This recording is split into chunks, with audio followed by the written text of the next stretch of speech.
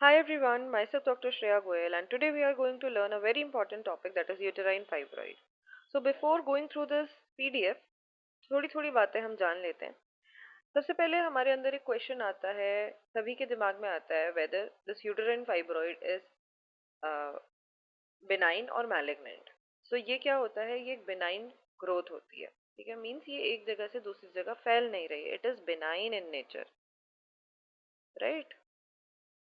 benign growth है। और क्या होता है इसके एक खासियत है, it is oestrogen and progesterone dependent growth, right. तो ईस्ट्रोजन और प्रोजेस्ट्रॉन डिपेंडेंट ग्रोथ या इसे ट्यूमर बोल सकते हैं, but it is of benign type, ठीक है। और ज्यादातर कहाँ देखा जाता है, जो फीमेल्स 35 ईयर्स की एज की होती हैं उनमें मोस्ट कॉमनली देखा जाता है।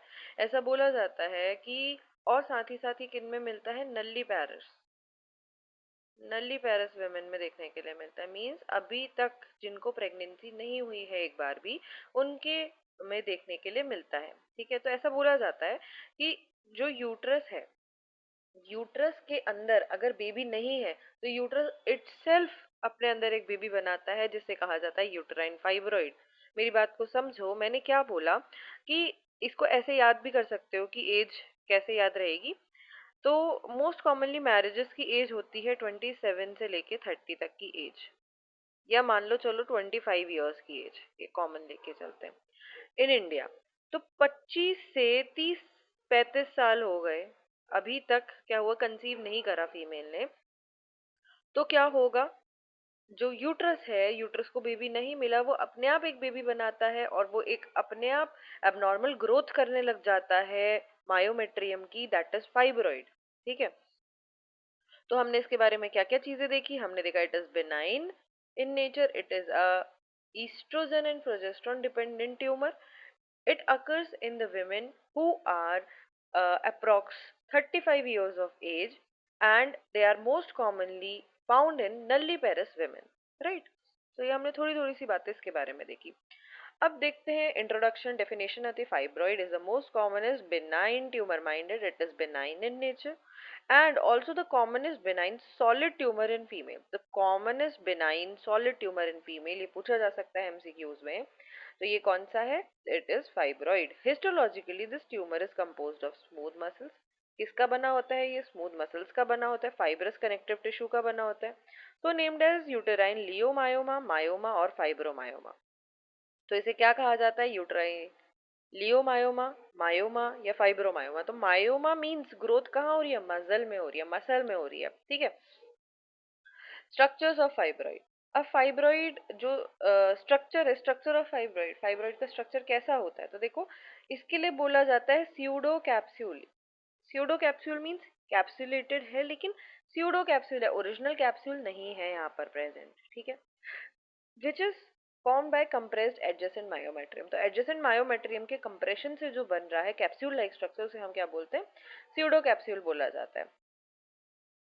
तो the blood vessels supplying the fibroid lie in the capsule. अब ये जो कैप्सूल है, इसी में ब्लड वेसल्स भी होती हैं, ठीक है, जो कि कैसे जाती हैं, run radially so that the centre is the least vascular and periphery is the most vascular. तो ऐसे देखो, बाहर की तरफ को वेसल्स जा रही हैं, ठीक है, बाहर की तरफ को जा रही हैं। तो क्या होगा, जहां पर ज्यादा ब्लड सप्लाई होगी, कहाँ पे होगी, पेरीफेरी में। सेंटर में क्या होगा, लीस्ट ब्लड सप्लाई होगा, ठीक है। आगे चलते हैं। अब आते हैं टाइप्स ऑफ यूटेराइन फाइब्रॉइड। तो कौन कौन से तरीके के क्लासिफिकेशन अगर हम देखें तो कैसे कैसे यूटेराइन फाइब्रॉइड्स होते हैं। तो डिपेंडिंग अपॉन द लोकेशन इनका बताया गया है कि कैसे कैसे फाइब्रॉइड्स होते हैं। अब दो तरीके के पहले डिवीजन है, एक बॉडी, यूटरस की बॉडी में हो रहा है, एक सर्विक्स में हो रहा है। तो हम इसे कह सकते हैं uterine fibroid and extra uterine fibroid, ठीक है। तो बॉडी वाले तो हो गए यूटेराइन, और जो सर्वाइकल है, it can be said as extra uterine, it can be called as extra uterine fibroids। अब सबसे पहले आते हैं, मोस्ट कॉमन मिलते हैं इंटरस्टिशियल या इंट्राम्यूरल फाइब्रॉइड्स, ठीक है। कौन से मिल रहे हैं, इंट्राम्यूरल या इंटरस्टिशियल फाइब्रॉइड्स। और ये कैसे होते हैं, ये मिलते हैं अप्रोक्स 75% ऑफ द जो फाइब्रॉइड्स हैं वो कैसे मिलेंगे हमें, इंट्राम्यूरल या इंटरस्टिशियल, ठीक है। अब इंटरस्टिशियल या इंट्राम्यूरल का मतलब क्या होता है, these fibroids grow with in the interstitial wall, ठीक है। तो ये मान लिया हमारा यूट्रस है, ये सर्विक्स आ गया, अब ये आ गई हमारी वॉल। तो यहाँ इसके अंदर जो फाइब्रॉइड हो रहा है वो कैसा होगा, इंटरस्टिशियल या इंट्राम्यूरल फाइब्रॉइड होएगा, ठीक है। अभी हम डायग्राम से इसे और समझेंगे। फिर आता है सब सीरस। तो सब सीरस क्या होता है, subserous fibroids are those uterine fibroids that grows towards the peritoneal surface. तो पेरिटोनियल सरफेस कहाँ है, ये आउटसाइड, तो बाहर की तरफ को जो हो रहे हैं उन्हें क्या कहा जाता है, सब सीरस बोला जाता है। अब इनमें भी डिवीजन होता है, सब सीरस ब्रॉड लिगामेंट में चले जाते हैं, ठीक है, वॉन्डरिंग होते हैं, कुछ पैरासाइट की तरह रहते हैं। तो इसको हम अभी डायग्राम से समझेंगे। नेक्स्ट आता है सब म्यूकस। तो submucous fibroids are those fibroids which grow towards the uterine cavity. सबसे पहले मोस्ट कॉमन हमने देखे इंटरस्टिशियल, जो कि अंदर हो रहे हैं, ठीक है। फिर अगर बाहर की तरफ जाएगा तो उसे कहेंगे हम सब सीरस। अगर अंदर की तरफ आएगा या यहाँ से ऐसे करके अंदर की तरफ आएगा तो हम उसे क्या कहेंगे, सब म्यूकस बोला जाता है, ठीक है। म्यूकोजा में आ रहे हैं, अंदर यूटेराइन कैविटी में आ रहे हैं। सो the fibroids which grow within the interstitial wall, they are known as interstitial or intramural, and they are most common. If the fibroid is growing towards the peritoneal surface, means uterus के बाहर की तरफ को grow कर रहा है, that is subserous. It can be subserous, it can be broad ligament, it can be wandering, ठीक है। नेक्स्ट आता है if the fibroid grows towards the uterine cavity. अगर यूटेराइन कैविटी की साइड ग्रो कर रहा है, दैट इज सब म्यूकस। अब ये भी दो तरीके का हो सकता है, सेसाइल मींस ऐसे ही सीधे गोल गोल ऐसा, ठीक है, कोई भी स्टॉक प्रेजेंट नहीं है। पेडंकुलेटेड, पेडंकुलेटेड में क्या होता है, स्टॉक प्रेजेंट होता है, मींस जैसे यूटरस वॉल है मान लिया और यहाँ से ऐसे पेडंकल सा निकलेगा, ठीक है, स्टॉक प्रेजेंट होगा। फिर सर्वाइकल एक्स्ट्रा यूटेराइन फाइब्रॉइड्स, या एंटीरियर पोस्टीरियर सेंट्रल लेटरल, कहीं लोकेशन के अकॉर्डिंग हो, ठीक है। तो यहाँ पर देखो इस डायग्राम में बहुत अच्छा दिखा रखा है। सबसे मोस्ट कॉमन मैंने बताया interstitial with in the uterine wall, तो इंटरस्टिशियल या इंट्राम्यूरल हम इसे कहेंगे, ठीक है। फिर मैंने बताया था the fibroid which is growing towards the peritoneal surface, बाहर की तरफ पे जा रहा है, तो इसे क्या बोलेंगे, सब सीरस। ये वाला देखो बाहर की तरफ को बाहर जा रहा है। इनिशियली जितने भी फाइब्रॉइड्स बनते हैं सारे के सारे इंटरस्टिशियल ही बनते हैं या इंट्राम्यूरल ही बनते हैं। Later on depending upon their movement ये क्या होते हैं, डिवाइड हो जाते हैं इनटू सब सीरस और सब म्यूकस। अगर बाहर की तरफ गया उसे हम सब सीरस बोलेंगे, अगर अंदर की तरफ को ग्रो किया उसे हम सब म्यूकस बोलेंगे, राइट। तो देखो सब म्यूकस सब सीरस पेडंकुलेटेड दिखाया, यहाँ पे स्टॉक प्रेजेंट है फाइब्रॉइड में। फिर देखो अब आता है अगर यूटराइन कैविटी की साइड को ग्रो कर रहा है तो हम उसे क्या कहेंगे, सब म्यूकस कहेंगे। लिगामेंट्स में ग्रो कर रहा है, इंट्रा लिगामेंट्री बोलेंगे। और देखो ये बाहर ये यहाँ तक आ गया है और कैसा है, इसमें स्टॉक प्रेजेंट है, तो सब म्यूकस पेडंकुलेटेड स्टॉक प्रेजेंट है, ठीक है। STALK स्टॉक प्रेजेंट है, ऐसे करके जो होंगे वो क्या कहलाते हैं, पेडंकुलेटेड कहलाते हैं। फिर आते हैं, अब इनका थोड़ा डिवीजन है, तो ये डिवीजन हम देखेंगे। जो सब म्यूकस हमने पढ़ा, ठीक है, सब म्यूकस कौन से थे, the fibroids which grow towards the uterine cavity, उसमें भी ग्रेडिंग कर दी गई है, ठीक है। तो ग्रेडिंग कैसे की है, इस डायग्राम को देखेंगे और यहाँ पर इस टेबल को समझेंगे, ठीक है। तो जीरो, सब म्यूकस में जीरो हम किसे कहेंगे, पेडंकुलेटेड इंट्रा कैविटी, मीन्स ये देखो जीरो वाला, ठीक है, इसको कलर चेंज कर लेते हो, ये देखो जीरो वाला, ठीक है, इसमें क्या एक स्टॉक प्रेजेंट है और अंदर की साइड पर है, तो इसे क्या बोल रहे हैं हम, सब म्यूकस जीरो बोल रहे हैं, पेडंकुलेटेड और इंट्रा कैविटी है, ठीक है। अब देखो वन, देखो ये कैविटी में तो है लेकिन यूटरस लाइनिंग के भी थोड़ा अंदर है, मतलब इंटरस्टिशियल भी है और थोड़ा और मोर देन 50% क्या है, बाहर है, ठीक है। तो लेस देन 50% इंट्राम्यूरल, इंट्राम्यूरल हम किसे कह रहे हैं कि अंदर जो ये पोर्शन है यहाँ पर अगर कोई आ रहा है तो इसमें तो 50% से कम आया है ये वन नंबर वाला, तो लेस देन 50% इंट्राम्यूरल है, तो हम इसे सब म्यूकस वन बोलेंगे, ठीक है। फिर आता है टू, टू देखो मोर देन 50% ही अंदर चला गया, तो मोर देन 50% इंट्राम्यूरल, ठीक है, तो इसे हम क्या बोलेंगे, टू नंबर देंगे। फिर थ्री नंबर हम किसे बोलें, देखो थ्री नंबर ये लेकिन बाहर से टच में है ये, तो कॉन्टेक्ट एंडोमेट्रियम, एंडोमेट्रियम के टच में है, 100% क्या है, इंट्राम्यूरल है, पूरी तरीके से अंदर जा चुका है, but it is in contact with the endometrium, so it is given the number 3 और ग्रेड 3। ठीक है, फिर आता है फोर्थ, अदर्स में आता है फोर्थ। तो देखो 4 पूरा पूरा अंदर है, इसे हम क्या बोलेंगे, इंट्राम्यूरल या इंटरस्टिशियल फाइब्रॉइड बोलेंगे। फिर आते हैं सब सीरस, मोर देन 50% इंट्राम्यूरल। तो सब सीरस मैंने पहले ही बताया था, which grow towards the peritoneal surface, की बाहर की तरफ को। तो देखो 5 ये बाहर की तरफ तो जा रहा है, लेकिन लेस देन 50% जा रहा है। ठीक है, और मोर देन 50% क्या है, ये इंट्राम्यूरल है, यानी जो इंटरस्टिशियल स्पेस है उसके अंदर है। तो सब सीरस मोर देन 50% इंट्राम्यूरल, कि सब सीरस ज्यादा है, इंट्राम्यूरल कम है, तो हम इसे 5 नंबर देंगे। सब सीरस लेस देन 50% इंट्राम्यूरल, यानी 6 नंबर का। ठीक है, इंट्राम्यूरल कम है, तो इसे 6 नंबर देंगे। अब देखो 7 नंबर, ये है तो सब सीरस, बाहर को ग्रो कर रहा है, लेकिन इसमें पेडंकल प्रेजेंट है। ठीक है, पेडंकल मतलब स्टॉक प्रेजेंट है, तो इसे हम क्या कहेंगे, सब सीरस पेडंकलेटेड कहेंगे। 8th नंबर पे क्या दिखा रखा है, सर्वाइकल और पैरासिटिक, तो सर्विक्स रीजन पे होगा तो सर्वाइकल फाइब्रॉइड बोलेंगे, ये एक्स्ट्रा यूटराइन फाइब्रॉइड में आते हैं। ठीक है, अब कुछ ऐसे फाइब्रॉइड्स होते हैं जो एंडोमेट्रियम में भी होते हैं, सीरोजर लेयर में भी होते हैं। ठीक है, तो बहुत बड़ा फाइब्रॉइड है, देखो इंट्राम्यूरल स्पेस में भी है और सब सीरियस भी है, सब म्यूकस भी है, तो हम इसे क्या कहेंगे, they are known as hybrid fibroids. ठीक है, contact both the endometrium and the serosal layer, they are known as hybrid fibroid. तो 2 to 5 नंबर इसे दिया है। तो ये कैसा है, सब म्यूकस है, सब सीरस है, each with less the half diameter in the endometrial and peritoneal cavity respectively. तो हमें ये भी पता होना चाहिए कि अगर दोनों में आ रहा है, तीनों चीजों में आ रहा है, इंटरस्टिशियल भी है, सब सीरस भी है, सब म्यूकस भी है, और बहुत बड़ा फाइब्रॉइड है, तो हम इसे बोलेंगे it is a kind of hybrid fibroid. ठीक है, अब देखो यहाँ पर अगेन डायग्राम में दिखा रखा है, submucous pedunculated serous fibroid, cervical fibroid. ठीक है, देखो यहाँ पर इतना बड़ा ये स्टॉक है और इसके बाद ये अटैच है, तो पेडंकलेटेड सब म्यूकस फाइब्रॉइड। ठीक है, म्यूकोजा में अंदर है, बाहर की तरफ होगा तो सीरस फाइब्रॉइड, तो पेडंकलेटेड ये सीरस फाइब्रॉइड है, सॉरी सब सीरस फाइब्रॉइड है। ठीक है, ये भी अगेन सब सीरस है, बाहर की तरफ को जो ग्रो करेगा। इतने बात दिमाग में रखो कि अगर इंटरस्टिशियल स्पेस में है तो इंट्राम्यूरल या इंटरस्टिशियल, अंदर की तरफ को ग्रो कर रहा है, अंदर की तरफ को बोल रही हूँ, तो ये कहलाएगा सब म्यूकस, बाहर की तरफ को ग्रो कर रहा है तो ये कहलाएगा सब सीरस। ठीक है, मेरे ख्याल से इतनी बात समझ आ गई होगी अभी तक। नेक्स्ट आते हैं risk factors for fibroid.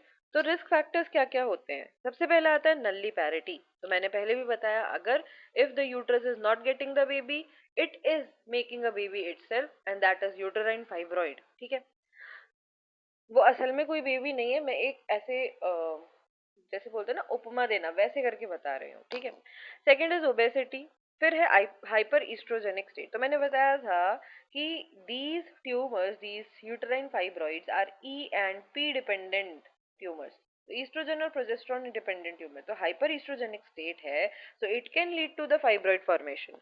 Black women इनमें मोर कॉमन देखा जाता है। रिड्यूस रिस्क, अब रिड्यूस कैसे होता है, मल्टी पैरिटी एंड स्मोकिंग। तो smoking is a very important factor to reduce the risk of fibroid. How it is reducing the risk of fibroid, so जब मैंने मेंस्ट्रुअल साइकिल पढ़ाया था तो मैंने आप लोगों को एक प्रोसेस बताई थी which is aromatisation, if you can recall that, aromatization.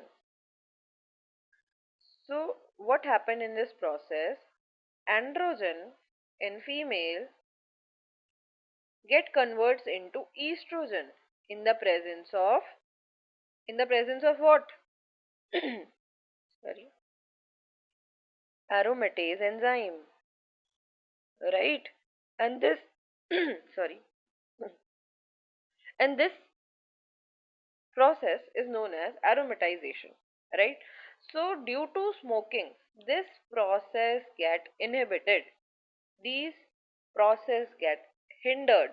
ठीक है, तो क्या होता है, स्मोकिंग की वजह से ये एरोमेटेज एंजाइम की एक्टिविटी कम हो जाती है और एंड्रोजन ईस्ट्रोजन में कन्वर्ट नहीं हो पाता है। अब क्योंकि पहले मैंने बताया कि फाइब्रॉइड ईस्ट्रोजन और प्रोजेस्टेरॉन डिपेंडेंट ट्यूमर है, तो अगर ईस्ट्रोजन ही नहीं होगा तो फाइब्रॉइड की ग्रोथ भी नहीं होगी।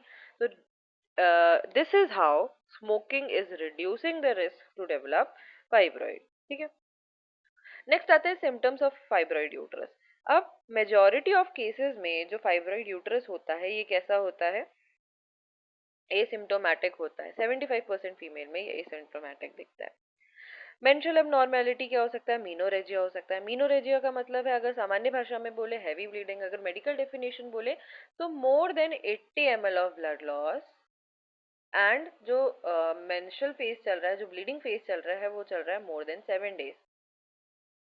So this condition is menorrhagia. And what is metrorrhagia? Metrorrhagia is acyclic bleeding, इसे बोला जाता है. acyclic bleeding, कभी भी bleeding हो जाएगी. ठीक है. फिर आता है डिस्मेनोरिया, पेन होगा मेंसेस के टाइम पे. डिस्पेरोनिया, ठीक है, कोइटस में पेन होएगा. इनफर्टिलिटी, प्रेशर सिम्टम्स आएंगे. ठीक है. अब अगर तो क्या है, एंटीरियर फाइब्रॉइड है आगे की तरफ, तो मैंने ये भी बताया था BUR याद रखना है. यूट्रस के एंटीरियरली क्या है, ब्लैडर है. पोस्टीरियरली क्या है, रेक्टम है. तो अगर आगे की तरफ एंटीरियर फाइब्रॉइड है तो वो प्रेशर सिम्टम क्रिएट करेगा ब्लैडर पे. ठीक है. यूरिनरी रिटेंशन देखा जा सकता है. अगर पीछे की तरफ पोस्टीरियर फाइब्रॉइड है तो वो रेक्टम पे प्रेशर क्रिएट करेगा, तो हो सकता है कॉन्स्टिपेशन की कंप्लेन भी हो. ठीक है. तो प्रेशर सिम्टम्स देखने के लिए मिल सकते हैं. Recurrent pregnancy, loss, miscarriage, pre term labour देखने के लिए मिल सकता है. Lower abdominal pain, pelvic pain मिलता है. एब्डोमिनल एनलार्जमेंट देखने के लिए मिलता है. ठीक है. Now comes the science. तो साइंस हमें क्या क्या देखने के लिए मिलेंगे, क्योंकि मीनोरेजिया हो रहा है, very severe amount of blood loss हो रहा है, तो pallor depending upon the menstrual blood loss. ठीक है. पैलर देखने के लिए मिलेगा. पर एब्डोमिनल एग्जामिनेशन में अगर फाइब्रॉइड बहुत बड़ा है तो हम उसे एब्डोमिनली फील कर सकते हैं. इसके अलावा firm feeling, cystic cystic degeneration में सिस्टिक फीलिंग मिल सकती है. अभी हम देखेंगे कि कैसे कैसे डिजेनरेशन होता है. Margins are well defined except the lower pole. तो मार्जिन्स वेल डिफाइंड होती हैं except at lower pole. Surface जो होता है वो नोड्यूलर होता है. फिर बाई मैनुअल पैलेविक एग्जामिनेशन अगर हम कर रहे हैं, तो बाई मैनुअल एग्जामिनेशन मैंने डायग्नोसिस ऑफ प्रेगनेंसी में भी बताया था कैसे करते हैं. हम पीवी करते हैं और साथ में हम अपने दूसरे हैंड को कहाँ रखते हैं, एब्डोमेन पे रखा जाता है. यूटेराइन इरेगुलरिटी देखने के लिए मिल सकती है. इरेगुलर यूट्रस देखने के लिए मिल सकता है. Uterus is not felt separated from the swelling. ठीक है. यूट्रस से अटैच्ड ही फील होगी स्वेलिंग, ये नहीं कि हमें अलग फील हो रही है. Cervix moves with the movement of tumour. अगर हम ट्यूमर को मूव करते हैं तो उसके साथ सर्विक्स भी मूव करता हुआ देखा जाता है.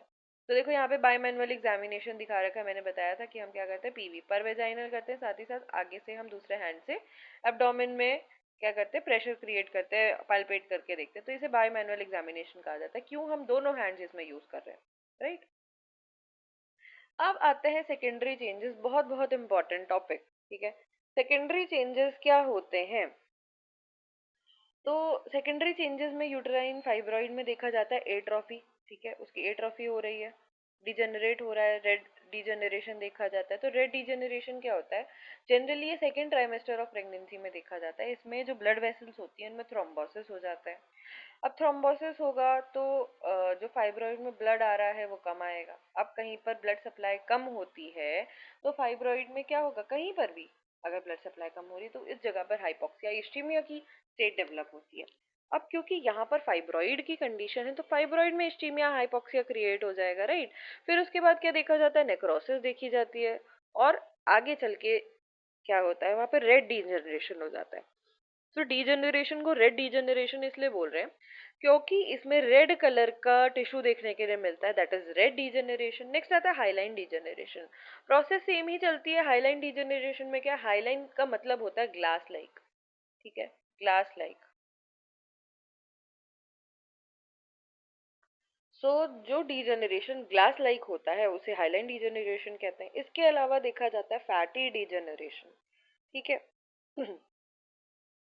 फैटी डीजनरेशन इसमें देखने के लिए मिलता है, या फिर कैल्सिफिकेशन भी देखने के लिए मिल सकता है. इसके अलावा नेक्रोसिस देखने के लिए मिलती है. मैंने बताया ब्लड सप्लाई कम हो रही है, इन्फेक्शन हो सकता है. वैस्कुलर चेंजेस हो सकते हैं, जैसे कि वहाँ पर टेलेंजेक्टेसिया मिल सकता है. टेलेंजेक्टेसिया अगर आपने पढ़ा होगा तो स्पाइडर वेन्स भी इसे बोला जाता है. ठीक है. सार्कोमेटस चेंजेस वहाँ पे देखने के लिए मिल सकते हैं. ठीक है. तो लेकिन ये जो सार्कोमेटस चेंजेस होते हैं ये लीस्ट कॉमन होते हैं, ठीक है, और ज्यादातर देखे जाते हैं पोस्ट मेनोपॉजल विमेन में देखने के लिए मिलते हैं। अब यहाँ पर अगेन सेकेंडरी चेंजेस दिखा रखा है, तो यहाँ पे सबसे पहले देखो रेड डीजेनरेशन मोस्ट कॉमन दिखता है सेकेंड ट्राइमेस्टर में, ठीक है। Highline degeneration most common degeneration है। फैटी डीजेनरेशन, कैल्सिफिकेशन डीजेनरेशन, तो कैल्सिरस यानी वोम्ब स्टोन इसे बोला जाता है, मीन्स कैल्सिफिकेशन में इतनी हार्डनिंग हो जाती है, कैल्शियम की वजह से हो रहा है, ठीक है, इतनी हार्डनिंग हो जाती है कि वो स्टोन की तरह हो जाता है, कि जो यूट्रस है उसमें स्टोन हो गया है, ठीक है। फिर आता है सब सीरस फाइब्रोइड, सब सीरस फाइब्रॉइड में देखा जाता है कैल्सिफिकेशन, ठीक है। सिस्टिक डीजेनरेशन जिसमें सिस्ट लाइक हो जाता है, most common in post menopausal women, and interstitial fibroid, ठीक है, तो यहाँ पे दिखा भी रखा है सिस्टिक डीजेनरेशन। मिक्सोमेटोसिस मिक्सोमेटोसिस डीजेनरेशन देखा जाता है, ठीक है। तो इस तरीके से हमने देखा डीजेनरेशन। अब देखो कैल्सिफिकेशन अकर्स इन पेरीफेरी, ये नोट याद रखना है कि कैल्सिफिकेशन जो होता है ये पेरीफेरी में होता है, जो कि मोस्ट वैस्कुलर है। मैंने बताया था कि रेडियली वेसल्स अरेंज होती हैं, तो पेरीफेरी में सबसे ज्यादा ब्लड सप्लाई होती है, सेंटर में सबसे कम वेस्कुलरिटी होती है, वेस्कुलरिटी होती है। तो calcium occurs from calcification occurs from periphery, तो कैल्सिफिकेशन कहाँ से स्टार्ट होता है? पेरीफेरी से, जो कि मोस्ट वैस्कुलर पार्ट है। डीजेनरेशन अकर फ्रॉम सेंटर, लेकिन डीजेनरेशन जो है, कैल्सिफिकेशन होगा पेरिफेरी से स्टार्ट, लेकिन डीजेनरेशन जो है वो हमेशा सेंटर से स्टार्ट होगा, बिकॉज सेंटर में सबसे कम ब्लड सप्लाई है, और डीजेनरेशन की स्टार्टिंग तभी होती है जब वहां पे हाइपोक्सिया हो, जब वहां पे इश्चीमिया हो, जब वहां पे ब्लड सप्लाई हिंडर हो, राइट। फिर आते हैं फाइब्रोइड कॉम्प्लिकेशन डीजेनरेशन, इसमें अगेन दिखा रखा है कैल्सिफिकेशन, सिस्टिक डीजेनरेशन, फिर से वही डायग्राम। अब आते हैं डायग्नोसिस, ठीक है। जो डायग्नोसिस में बहुत इंपॉर्टेंट रोल प्ले करता है पेल्विक एग्जामिनेशन, पेल्विक एग्जामिनेशन से हम डायग्नोसिस बना सकते हैं कि फाइब्रॉइड कैसा है, वहाँ पे सिस्टिक स्वेलिंग मिल रही है, या फिर एब्डोमेन को पाल्पेट करके या फिर पीवी करके हम देख सकते हैं, ठीक है। इसके अलावा यूएसजी, यूएसजी अल्ट्रासोनोग्राफी इसे बोला जाता है। It is very helpful in differentiating fibroid from other conditions like ovarian tumours etcetera. इसके अलावा एमआरआई सीटी स्कैन से चीज़ें पता चलती हैं। एचएसजी हिस्टेरोसेल्पेंजोग्राफी, इससे हमें सब म्यूकोजल फाइब्रॉइड्स के बारे में पता चलता है। हिस्टेरोसेल्पेंजोग्राफी में हम एक डाई इंजेक्ट करते हैं, मैंने पहले भी बता रखा है आपको कि डाई इंजेक्ट करते हैं, फिर वहां पर कहीं पर भी जो पाथवे है वो ब्लॉक्ड होता है तो हमें दिख जाता है उसके बाद वो एक्सरे में। इसके अलावा हम माइक्रोस्कोपी करा सकते हैं, माइक्रोस्कोपी में हमें सिगार शेप्ड न्यूक्लियस देखने के लिए मिलता है, ये पूछा जाता है, एमसीक्यू है। सिगार शेप्ड न्यूक्लियस देखने के लिए मिलता है सेल्स का, ठीक है। तो इस तरीके से हम डायग्नोसिस इसकी बना सकते हैं। अब आता है डिफरेंशियल डायग्नोसिस, तो हम यूटेराइन फाइब्रॉइड की डिफरेंशियल डायग्नोसिस डीडी किस किस से बना सकते हैं? तो फाइब्रॉइड्स हो गया, यूटेराइन पॉलिप हो गया, एडेनोमायोसिस हो गया, ठीक है। तो फाइब्रॉइड्स, अब इनमें डिफरेंशिएट कैसे करेंगे? तो फाइब्रॉइड्स जो है वो मायोमेट्रियल बिनाइन ट्यूमर है, हमें पता है मायोमेट्रियम से निकल के आ रहे हैं। लेकिन जो यूटेराइन पॉलिप्स होते हैं दे आर एंडोमेट्रियल ग्रोथ, ठीक है, एंडोमेट्रियम की आउट पाउचिंग है, आउट ग्रोथ है इनटू द यूटेराइन कैविटी। इसके अलावा एडिनोमायोसिस मैंने आपको पहले भी बताया था जब मैंने आपको एडिनोमायोसिस पहले के लेक्चर में पढ़ाया है। तो endometrial invasion of the myometrium, ठीक है, तो myometrium is growing inside the endometrium, और उससे भी, sorry, endometrium is growing in the myometrium and also going inside to the myometrium, ठीक है। तो इसे क्या बोला जाता है? एडिनोमायोसिस बोला जाता है। इसके अलावा एज जो है फाइब्रॉइड्स में 30 to 40 ईयर्स की एज कॉमन है। Uterine polyps all age group में देखने के लिए मिलता है, adenomyosis more than 45 age group, ठीक है। तो ये पढ़ लेंगे, ज्यादा इंपॉर्टेंट नहीं, बस आपको पता होना चाहिए कि हम डीडी किस किस से बना सकते हैं। इसकी डीडी प्रेगनेंसी से भी बन सकती है, राइट, प्रेगनेंसी से बन सकती है, एडिनोमायोसिस से बन सकती है, ओवेरियन ट्यूमर से भी बन सकती है, यूटेराइन पॉलिप से भी बन सकती है। तो इस तरीके से हमने डीडी देख लिया। अब कॉम्प्लिकेशन, अब फाइब्रॉइड्स के कॉम्प्लिकेशन क्या क्या हो सकते हैं? तो इसमें डीजनरेशन हमें देखने के लिए मिल सकता है, मैंने बताया था, red degeneration, hyaline degeneration, necrosis, infection, sarcomatous changes जो कि रेयर होते हैं, torsion of subserous pedunculated fibroid. अब टॉर्जन क्या होता है? देखो, मैंने बताया था कुछ फाइब्रॉइड्स में क्या होता है, पेडंकल प्रेजेंट होता है या स्टॉक प्रेजेंट होता है। अब कई बार क्या होता है, इस स्टॉक की ही ट्विस्टिंग हो जाती है, ठीक है, तो जिसे क्या बोला जाता है, टॉर्जन बोला जाता है, ट्विस्टिंग हो जा रही है। स्टॉक की वजह से। इसके अलावा haemorrhage, intracapsular ruptured surface vein of subserous fibroid intraperitoneal, तो हेमरेज देखने के लिए मिल सकता है। पॉलीसाइथीमिया देखने के लिए मिल सकता है, ठीक है। पॉलीसाइथीमिया क्या होता है? पॉलीसाइथीमिया मीन्स जो आरबीसी काउंट है वो ज्यादा देखने के लिए मिल सकता है, हीमोग्लोबिन ज्यादा देखने के लिए मिल सकता है। अब ये क्यों होता है? ये मोस्ट कॉमनली देखा जाता है if the fibroid is present in the broad ligament, ठीक है।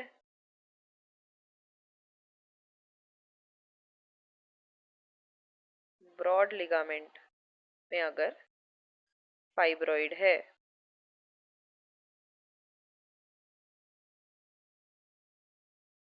तो देखा जाता है। इसके अलावा आगे चलते हैं। अब आते हैं ट्रीटमेंट की बात। तो मेडिकल ट्रीटमेंट सबसे पहले आता है। तो मेडिकल ट्रीटमेंट में हम क्या करेंगे? हम एनसेड यूज कर सकते हैं पेन रिमूवल के लिए, ठीक है, पेन को ओवरकम करने के लिए। ओसी पिल्स, अब देखो ओसी पिल्स का वैसे तो इसमें कोई रोल नहीं रहता है कि ये फाइब्रॉइड को कम करता है, but it is asymptomatic relief के लिए हम इसे यूज कर रहे हैं ओसी पिल्स को। आयरन हम देते हैं क्योंकि ब्लड लॉस हो रहा है। लिवोन और जेस्ट्रल आई इंट्रायूटेराइन डिवाइस इसमें यूज किए जाते हैं, ठीक है। ये क्या करते हैं? मेंस्ट्रुअल ब्लड फ्लो को लिमिट करने का काम करते हैं और बाकी सिम्टम्स को भी इम्प्रूव करते हैं। इसके अलावा कैबरगोलिन, कैबरगोलिन क्या है? ये डोपामीन रिसेप्टर एगोनिस्ट है। ये क्या करती है? फाइब्रॉइड्स को श्रिंक करने का काम करती है। इट इज, लिख लो इसे, it is dopamine receptor agonist. कई बार क्लासेस भी पूछ सकते हैं कि कौन सी क्लास में आती है ड्रग। इसके अलावा डेनाजोल, तो डेनाजोल क्या है? इसका एंटी ईस्ट्रोजन होता है डेनाजोल, ठीक है। ये भी श्रिंक करेगा क्योंकि ईस्ट्रोजन डिपेंडेंट ग्रोथ है। It is anti oestrogen. इसके अलावा जीएनआरएच एनालॉग, तो जीएनआरएच एनालॉग देने का क्या मतलब है? ये क्या करते हैं? अब देखो जीएनआरएच, इसका थोड़ी सी कहानी सुन लो। गोनाडोट्रोपिन रिलीजिंग हार्मोन, ये क्या करता है? ये एक्ट करता है एंटीरियर पिट्यूटरी पे। एंटीरियर पिट्यूटरी से दो हार्मोन निकलते हैं जो कि होते हैं एफएसएच और एलएच। अब एफएसएच और एलएच ये क्या करते हैं? ईस्ट्रोजन का फॉर्मेशन कराते हैं। अब हम यहाँ पे इसके एंटागोनिस्ट नहीं दे रहे, इसके एनालॉग दे रहे हैं। अब एनालॉग देने से क्या होगा? जीएनआरएच ज्यादा बनेगा, ज्यादा ये एंटीरियर पिट्यूटरी को स्टिमुलेट करेगा। अब एंटीरियर पिट्यूटरी ज्यादा स्टिमुलेट होगी तो एफएसएच और एलएच भी ज्यादा बनेगा। अब एफएसएच एलएच ज्यादा बनेगा तो ईस्ट्रोजन भी ज्यादा बनेगा। ये तो बात खराब हो गई। अब तो फाइब्रॉइड भी ज्यादा होगा, ज्यादा फ्लरिश करेगा। बट इसमें क्या कैच है? यहाँ पे क्या होगा? अब ईस्ट्रोजन इनिशियली, जो जीएनआरएच एनालॉग है, ये इनिशियली तो फाइब्रॉइड की ग्रोथ बढ़ाता है, बट लेटर ऑन क्या होगा? ईस्ट्रोजन का लेवल बहुत हाई हो जाएगा। अब ईस्ट्रोजन के भी रिसेप्टर प्रेजेंट है हमारी बॉडी में, यूट्रस में। तो जब ईस्ट्रोजन का लेवल बहुत हाई हो जाएगा तो ये एक नेगेटिव फीडबैक देगा हाइपोथैलेमस को कि भाई बहुत ज्यादा ईस्ट्रोजन हो गया है, अब जीएनआरएच कम करो। तो ये इनिशियली तो ग्रोथ बढ़ाता है, बट बाद में चल के, आगे चल के ये ईस्ट्रोजन के लेवल को इतना बढ़ा देता है कि आगे निकलना बंद हो जाता है। इसलिए हम जीएनआरएच एनालॉग देते हैं। हालांकि ये टेम्पररी रिग्रेशन कॉज करता है फाइब्रॉइड को श्रिंक करने में, बट इसको भी एज अ ट्रीटमेंट यूज किया जाता है। इसके अलावा मेफिप्रेस्टोन, ये भी एंटी ईस्ट्रोजन है, हमें पता है, प्रोजेस्टेरोन एंटागोनिस्ट। इसके अलावा लीट्रोजोल, तो लीट्रोजोल क्या होता है? ये एरोमेटेज इनहिबिटर होता है, ठीक है। लीट्रोजोल क्या है? और एरोमेटेज की कहानी मैंने बता ही दी है कि एरोमेटेज नहीं होगा तो ईस्ट्रोजन नहीं होगा। तो ये क्या है? एरोमेटेज इनहिबिटर है, राइट। आगे चलते हैं। तो यहाँ पे देखो इमेजेस दिखा रखी हैं, लीट्रोजोल टैबलेट, डानाजोल, कैबरगोलिन, मेफिप्रेस्टोन टैबलेट्स, इनकी डोजेस भी लिखी हुई है यहाँ पे। और मैंने जो बताया था लिवोन और जेस्टर इंट्रायूटेराइन डिवाइस, देखो इतना छोटा सा होता है। अब boon for perimenopausal heavy menstrual bleeding के लिए भी यूज किया जाता है। इसका यहाँ पर रोल यही है कि ये मेंस्ट्रुअल ब्लड फ्लो को लिमिट करने का या उसको रोकने का काम करता है। अगेन यहाँ पे लिवोन और जेस्ट्रल 52 mg दिखा रखा है। अब drugs which use to minimise the blood loss को कम करने के लिए कौन कौन सी ड्रग्स दी जाती हैं? तो एंटी प्रोजेस्टेरोन मेफिप्रेस्टोन दिया जाता है। डेनाजोल मैंने बताया, ये भी क्या है? क्या है डेनाजोल? बताओ। अभी मैंने आप लोगों को बताया कि इट इज एंटी ईस्ट्रोजन, ठीक है। जीएनआरएच एनालॉग्स दिए जाते हैं, इसमें एगोनिस्ट और एंटागोनिस्ट दोनों यूज करते हैं। एंटागोनिस्ट तो सीधे सीधे अफेक्ट कर देंगे, एगोनिस्ट मैंने समझा दिया कैसे करेंगे, नेगेटिव फीडबैक करके। एलएनजी इंट्रायूटेराइन, ठीक है। प्रोस्टाग्लैंडिन सिंथेटेज इनहिबिटर्स भी हम इसमें दे सकते हैं। फिर आता है इसका सर्जिकल मैनेजमेंट। तो सर्जिकल मैनेजमेंट में दो तरीके की थेरेपी चलती है, दो तरीके की प्रोसेस की जाती है। एक होता है मायोमेक्टमी, क्योंकि ये मसल की ग्रोथ है तो इसको रिमूव करना मायोमेक्टमी कहलाता है। Second is embolotherapy. तो मायोमेक्टमी कैसे की जाती है, लेप्रोटमी से, लेप्रोस्कोपी से या हिस्टेरोस्कोपी से। एम्बोलोथेरेपी मायोलाइसिस या हिस्टेरेक्टमी से की जाती है। मायोमेक्टमी क्या है, myomectomy is enucleation of myomata from the uterus leaving behind a potentially function organ capable of future reproduction. ठीक है, तो रिप्रोडक्शन ऐसा हमें कंजर्वेटिव ट्रीटमेंट करना है, हमें ऐसा नहीं करना है कि यूट्रस रिमूव कर देना है। क्यों? क्योंकि अभी विमेन क्या नल्ली पेरेस है, उसे अभी कंसीव कराना है हमें, इसलिए हम पूरा पूरा रिमूवल नहीं करते हैं, हम उसका कुछ पोर्शन छोड़ देते हैं। ठीक है, तो मायोमेक्टमी हमने देख लिया। इंडिकेशन ऑफ मायोमेक्टमी, कहाँ हमें मायोमेक्टमी करनी है, तो persistent uterine bleeding despite of medical therapy. Medical therapy भी हमने चला दी लेकिन यूटेराइन ब्लीडिंग नहीं रुक रही है, तो हमें ये करना है। एक्सेसिव पेन या प्रेशर सिम्टम्स आ रहे हैं, साइज मोर देन 2 वीक्स है, women desirous to have a baby, ठीक है, विमेन चाहती है कि वो कंसीव करे, अनएक्सप्लेन्ड इनफर्टिलिटी है, तो हमें इसे रिमूव करना है, मायोमेक्टमी करनी है। रिकरेंट प्रेगनेंसी वेस्टेज हो रहा है, ठीक है, बार बार क्या हो रहा है, अबॉर्शन हो रहे हैं या बार बार मिसकैरेज हो रहा है।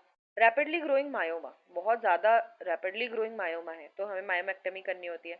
सब सीरियस पेडंकुलेटेड फाइब्रॉइड है तो भी हमें क्या करनी होती है, मायोमेक्टमी करनी होती है। फिर आते हैं कॉन्ट्राइंडिकेशन, कहाँ नहीं करेंगे। अगर फाइब्रॉइड कैसा है, इन्फेक्टेड है, तो इन्फेक्शन और जगह भी फैल सकता है। Growth of myoma after menopause, menopause के बाद अगर मायोमा हो रहा है तो हमें मायोमेक्टमी की जरूरत नहीं है। सस्पेक्टेड मैलिग्नेंट चेंजेस, ठीक है, सस्पेक्टेड मैलिग्नेंट चेंजेस आ रहे हैं, सार्कोमेटस चेंजेस आ रहे हैं कि वो मैलिग्नेंसी की तरफ जा सकता है। वैसे तो ये बिनाइन ग्रोथ है, बट अगर मैलिग्नेंसी की तरफ जा रहा है तो हमें इसको छेड़ना नहीं है। Parous women where hysterectomy is safer and is a definitive treatment, तो अगर हिस्टेरेक्टमी सेफर साइड है तो हम हिस्टेरेक्टमी पे जाएंगे डिस्पाइट ऑफ मायोमेक्टमी। क्यों? क्योंकि अगर पैरिटी है कि वेमेन को अब बच्चा नहीं चाहिए, हो चुका है पहले भी, मतलब कंसीव कर रखा है, उसके बाद उसको फाइब्रॉइड डेवलप हुआ है, तो हिस्टेरेक्टमी पे चले जाओ depending upon the will of the patient.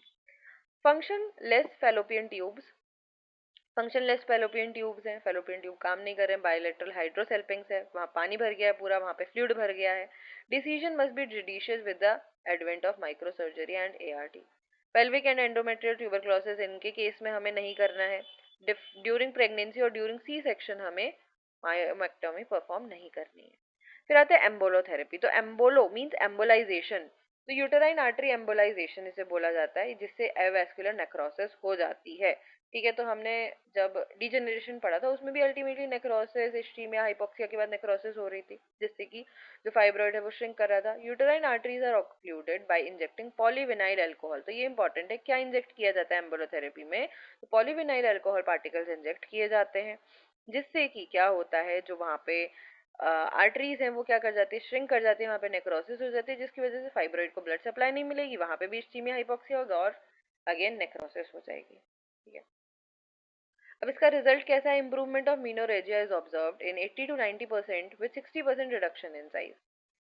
अब यहाँ पर क्या दिखा रखा है, यहाँ पे दिखा रखा है multiple fibroid causing marked distortion of uterus. तो यहाँ पे देखो मल्टीपल फाइब्रॉइड दिखा रखे हैं, इतने सारे ये ठीक है, यहाँ पर एक सिंगल फाइब्रॉइड दिखा रखा है, cut section of uterus showing a सब म्यूकस फाइब्रॉइड, और कैसा सब म्यूकस है, अंदर की साइड है। ठीक है, और इसमें तीनों तरीके के दिखा रखे हैं, सब सीरस देखो बाहर की तरफ भी है, अंदर की तरफ भी है, बाहर और क्या है, इंट्राम्यूरल भी है और सब म्यूकस भी है। फिर आते हैं अब ट्रीटमेंट प्लान। तो देखो ऊपर वाला ट्रीटमेंट आप लिखो ना लिखो, ये डायग्राम, ये जो फ्लो चार्ट है, ये आपको बिल्कुल पता होना चाहिए, ये आपको लिख के आना है एग्जाम में। तो क्या बता रहा है ये फ्लो चार्ट, फाइब्रॉइड्स दो तरीके के होते हैं, एक होते हैं एसिम्टोमेटिक, होते हैं सिम्टोमेटिक। एसिम्टोमेटिक है, कोई दिक्कत नहीं कर रहा है, कोई प्रॉब्लम नहीं आ रही है, हमें क्या करना है, एक्सपेक्टेंट मैनेजमेंट पे जाना है। What is expectant management, expectant management होता है size of the fibroid doesn't matter. ठीक है, एक्सपेक्टेंट मैनेजमेंट है कि हमें कुछ नहीं करना है, हमें एक्सपेक्ट करते रहना है कि ये अपने आप ही क्या हो जाए, अपने आप ही ठीक हो जाए। ठीक है, तो इसके लिए हमें क्या करना होता है,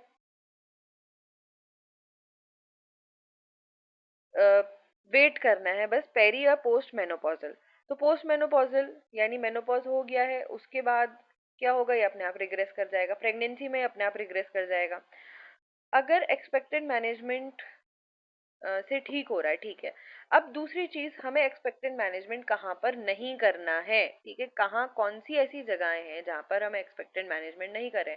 तो एक्सपेक्टेड मैनेजमेंट क्या होता है, we are expecting the fibroid to regress itself, but it is also contraindicated in some cases like sarcomatous changes. अगर वहाँ पे सार्कोमेटस चेंजेस आ रहे, मैलिग्नेंसी की तरफ को बढ़ रहा है, तो हमें कभी भी एक्सपेक्टेड मैनेजमेंट नहीं करना है। इतनी बात आई समझ? ठीक है। फिर इसके अलावा टॉर्जन, तो टॉर्जन मैंने बताया था, टॉर्जन में मैंने बताया था क्या होता है, जो पेडंकल्स हैं वो ट्विस्ट कर जाते हैं। टॉर्जन का केस है, बहुत सीवियर पेन हो रहा है, तो हमें एक्सपेक्टेड मैनेजमेंट नहीं करना है। इनफर्टिलिटी, रिकरेंट अबॉर्शन हो रहे हैं, तो हमें एक्सपेक्टेड मैनेजमेंट नहीं करना है। क्यों? क्योंकि हमें उस इनफर्टिलिटी को ठीक करना है। सडन इंक्रीज इन साइज, बहुत जल्दी से साइज इंक्रीज कर रहा है, तो हो सकता है मैलिग्नेंसी हो वहां पर, ठीक है। तो इसकी वजह से हम क्या करते हैं, एक्सपेक्टेड मैनेजमेंट नहीं करते हैं। लेकिन अगर एसिम्टोमेटिक कंडीशन है, तो हम किस पे जाते हैं, हम एक्सपेक्टेड मैनेजमेंट पे जाते हैं। एक्सपेक्टेड मैनेजमेंट में क्या करना है, हमें बस वेट एंड वॉच करना है कि फाइब्रॉइड खुद पर खुद क्या हो, रिग्रेस हो और वो श्रिंक हो जाए, या उसमें नेक्रोसिस हो जाए, या डिजनरेशन हो जाए, या खुद बर खुद से ठीक हो जा रहा है। एक सेकंड रुकेंगे।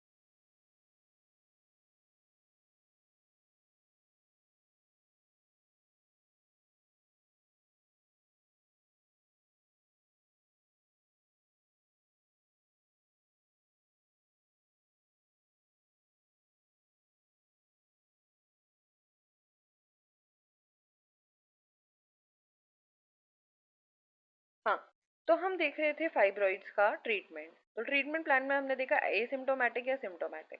तो दूसरा आता है सिम्टोमेटिक। सिम्टोमेटिक में दो तरीके के फाइब्रॉइड्स हैं, एक सबम्यूकस, एक इंट्राम्यूरल या सीरस, ठीक है। तो इसमें भी टाइप 0 टाइप 1, तो हमने देखा था टाइप 0 टाइप 1 कैसे हम डिफरेंशिएट करें। तो हिस्टेरोस्कोपिक रिमूवल, अगर तो सब म्यूकस फाइब्रॉइड है, मींस जो यूटेराइन कैविटी के अंदर की साइड है, उसको हम हिस्टेरोस्कोपिक रिमूवल कर देंगे, ठीक है। अगर इंट्राम्यूरल या सबसीरस फाइब्रॉइड्स हैं, तो हमें सबसे पहले मेडिकल मैनेजमेंट पे जाना है। फर्स्ट टायर, सबसे पहले ब्लीडिंग कम करो। अगर साइज अफेक्टेड नहीं हो रहा है, तो हमें ओसी पिल्स यूज करनी है ब्लीडिंग कम करने के लिए। लिवोन और जेस्टल इंट्रायूटेराइन डिवाइस हम यूज कर रहे थे। ट्रेनेक्सामिक एसिड हम दे सकते हैं ब्लीडिंग अगर बहुत ज्यादा हो रही है तो, ठीक है। इसके अलावा second tyre, if bulk symptoms present directly start second tyre. अगर बहुत ज्यादा सिम्टम्स आ रहे हैं, और अगर जो ऊपर का ट्रीटमेंट हमने दिया प्रोजेस्टिन, इंट्रायूटेराइन डिवाइस या ट्रेनेक्सामिक एसिड या ओसी पिल्स, इससे भी ठीक नहीं हो रहा है, तो हमें क्या करना है, ब्लीडिंग को भी कम कराना है, साइज को भी कम कराना है। तो जीएनआरएच एंटागोनिस्ट दे सकते हैं हम, जीएनआरएच एनालॉग्स देख सकते हैं, इसका मैंने समझा दिया कैसे कैसे हो रहा है। एरोमेटेज इनहिबिटर हम दे सकते हैं, लेट्रोजोल, ठीक है। पीआरएम, यूलिप्रिस्टल, मेफिप्रेस्टोन, ठीक है। इसके अलावा डेनाजोल हम इसमें दे सकते हैं। तो सेकंड टायर में हमने क्या यूज किया, सेकंड टायर में अगर बहुत ज्यादा सिम्टम्स आ रहे हैं, पहले तो हमने देखा सिंपल सिंपल ओसी पिल्स, ठीक है, ओसी पिल्स हमने दी। इसके अलावा प्रोजेस्टिन, आईयूडी, हमने लिवोन और जेस्ट्रल इंट्रायूटेराइन डिवाइस यूज किया, जो कि क्या कर रहा है, अल्टीमेटली ब्लीडिंग को कम करने का काम कर रहा है सिर्फ और सिर्फ, ठीक है। इसके अलावा हमने ट्रेनेक्सामिक एसिड दिया, अगर इन सब से भी ट्रीट नहीं होता है तो हम क्या करते हैं, तो हम सेकंड टायर पे जाते हैं, हम जीएनआरएच एंटागोनिस्ट देते हैं, हम जीएनआरएच एनालॉग्स देते हैं, एरोमेटेज इनहिबिटर यूज करके देखते हैं, पीआरएम, पीआरएम का मतलब होता है प्रोजेस्टेरॉन रिसेप्टर मॉड्यूलेटर हम यूज करते हैं। ठीक है, प्रोजेस्टेरॉन रिसेप्टर मॉड्यूलेटर यूज करते हैं, या एंटी एस्ट्रोजन डेनाजोल को यूज किया जाता है। अब ये हमने कर लिया पूरा मेडिकल मैनेजमेंट, ये पूरा क्या था, मेडिकल मैनेजमेंट था। ठीक है, अब मेडिकल मैनेजमेंट से भी अगर कोई फर्क नहीं पड़ता है तो हम किस पे जाएंगे, हम सर्जिकल मैनेजमेंट पे जाएंगे, जो हमने देखा था क्या कर रहे थे, हम मायोमेक्टमी कर रहे थे या फिर दूसरा एम्बोलोथेरेपी कर रहे थे। तो फैमिली अगर कंप्लीट है, ठीक है, फैमिली कंप्लीट हो चुकी है, तो हम क्या करते हैं, सबसे पहले यूएई, यूटेराइन आर्टरी एम्बोलाइजेशन। ठीक है, क्या करेंगे, यूटेराइन आर्टरी एम्बोलाइजेशन। ठीक है, यूटेराइन आर्टरी एम्बोलाइजेशन कराते हैं। इसके अलावा एच आई एफ यू होता है हाई इंटेंसिटी फोकस्ड अल्ट्रासोनोग्राफी। इसके अलावा इससे गाइड करके हम सर्जरी करते हैं। या M R G F U S, इसका मतलब होता है मैग्नेटिक रेजोनेंस गाइडिंग। ठीक है, कि हम एमआरआई गाइडेड क्या कर रहे हैं, अल्ट्रासोनोग्राफी कर रहे हैं या फोकस्ड अल्ट्रासोनोग्राफी कर रहे हैं और उसके बाद हम ट्रीटमेंट कर रहे हैं। इसके अलावा last but not least T H, it is total abdominal hysterectomy. तो ये क्या है, टोटल एब्डोमिनल, क्योंकि फैमिली कंप्लीट है, हिस्टेरेक्टमी, यूट्रस का रिमूवल कर दे रहे हैं।